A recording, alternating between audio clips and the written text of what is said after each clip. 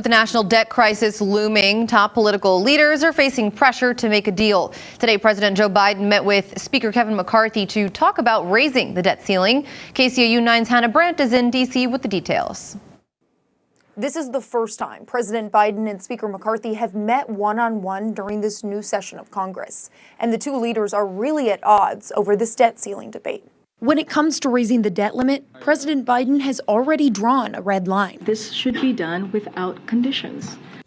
But Republicans who control the House are promising not to raise the debt limit unless Congress agrees to spending cuts, making this first meeting between President Biden and Speaker McCarthy an important step toward a potential solution. First question is, does the president want to continue reckless spending or find a way that we could be responsible? The U.S. risks defaulting on the national debt this summer unless the two parties can find a compromise. Find common ground where we put ourselves on a path to budget, make a balanced budget. But Senate Leader Chuck Schumer and the White House accuse Republicans of avoiding specifics, arguing they need to be clear about where they want to slash spending. We can't even begin to talk to the Republicans till we know what their plan is. And even some Republican lawmakers insist cuts to Social Security and Medicare should not be on the table. Both parties have tried to use these programs as hostages, as scare tactics, as bargaining chips, and we ought to put a stop to it.